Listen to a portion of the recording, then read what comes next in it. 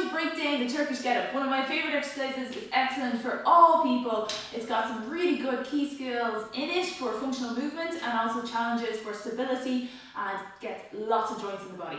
So, you've seen just a second ago the full lift, and now we're going to break down the little components of it so that you can understand how to get more benefit from the exercise. First of all, we're going to talk about the starting position. So here, I can already see that I need to be able to get my knee flexion, my knee quite bent. So here, it's a really good challenge for anyone with knee issues to be able to bring that heel in as close as you can. Gives you a nice flat foot on the ground, which is easier to push up with as you're coming up. If we have our foot really far in front, it's more often I'll see people just not able to push through, so they're having to do everything with their upper body. Speaking of which, when we want to use our core, we will get so much more benefit by being able to ground ourselves through our legs, through our contact with the floor. In this instance, we're actually lying down, so we have a lot of contact with the floor, but we want this full foot pressing through, and if we can even get this straight leg pushing into the ground a bit as well, we're going to find it easier to move up. Because otherwise what happens, that happens to me all the time, but like if you get up, that's no problem. But if you're struggling, think about trying to push these legs into the ground and the elbow on this side, forearm, as you pull yourself up. What that's going to do is give you an anchor down here, so this moves. If you have no anchor, everything moves together. And it's a lot less fluid, and it won't feel as strong or stable or good, essentially. And it'll be harder to go up in weight. So then, we've got the core here. Something to realise with this sit-up is that it's not a conventional sit-up in the sense that you're not actually going straight up. What's happening is you're going to be coming, let me see my head there, from lying down flat, you're going to roll over. So it's really a diagonal kind of sit-up. So that you get onto this elbow and then onto that hand. So that's that portion. So we've gone into a quarter get-up at this stage. From here then, getting up onto this hand is really good. It's just a simple part, but it's really good for actually just learning how to put your weight through your hand. This is good to practice for any wrist issues, getting the hand flat onto the ground. The good thing about Turkish get-up is it's okay to move the hand around to whatever position is comfortable for you. So whether it's closer or further away from the body. The other benefit of this exercise is that you're getting both open chain with this hand and closed chain with the hand on the floor, shoulder stability, which means they both have to work hard to not wobble in order for you to be able to successfully complete the lift and do it smoothly and be able to do it with heavier weight. If you plateau pretty early, then it's because your efficiency, your neural efficiency isn't as strong as it could be. So from there, we're going to push ourselves up, and this is where we get shoulder stability and hip extension. So I'm going to swap sides so you can really see my hip extension, because it's really coming from the side of where the foot is down, flat on the floor. Again, because we want to use our contact with the ground in order to make our body move. That is how human movement mostly works. So we push down through the ground, and we want to try and get that hip up nice and high. Now, a lot of people struggle with that. And you don't technically have to get up super high in order to complete a Turkish get-up. You can get to here and still be able to pull your leg through.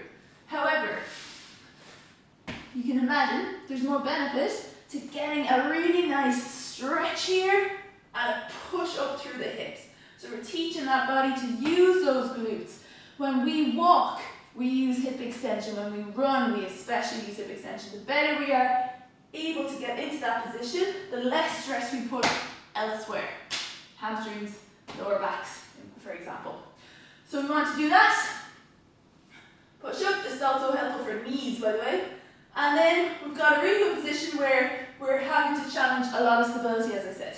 From there, we have coordination and an even higher stability issue, because we're removing one contact with the floor as we try and bring this front leg through behind us. So we have straight leg down, Let's swap sides again. This leg down.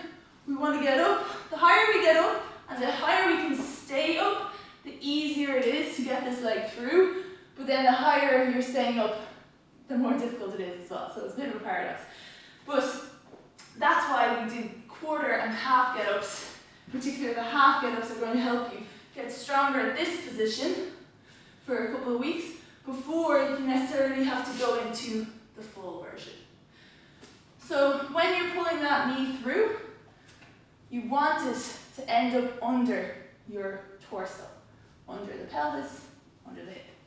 What happens a lot is people only manage to get it to there, so then if I swing through, they have to push their hand up a few times, and then they're actually a little bit forward. Essentially, it's fine, again, do what you can, but the further back you can pull that leg in one fluid motion, so pull it back kind of fast, pull it further back than you think you need to, and then you'll be in a really good position here. So now we're in this position, and it's just a split squat, and we just need to stand up from our split squat and bring that back foot forward. Why do I find this so useful? It's because it's getting up off the floor, which we will want to do until the end of our days. We do not want to fear if we end up on the floor not being able to get back up. Ideally, we don't really want to have to compensate loads or need something to lean into a lot. And even our own legs, we don't want to have to push ourselves up through the leg. Ideally, if you want to really keep good strength. So we have our hand up, we push up, and in one fluid motion you can just do it as a step forward as well. And then from there, it's basically reversing everything. So you're going to step back into the split squat. Knee rests on the floor. Leaning sideways. So I even really like this. So watch what happens. We have to bend our spine to the side, so we're getting more spinal mobility. We have to bring our head down to the side, so we're challenging our visual and vestibular systems as well.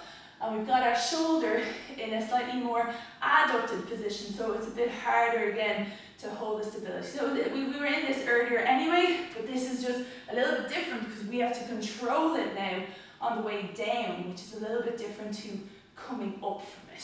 So controlling it on the way down, a bit more challenge for that upper shoulder here. And then getting up, this will also feel likely a little bit easier than the other way. So this is a bit different. Now you can just pull that leg through. You don't have to do any big hip extension.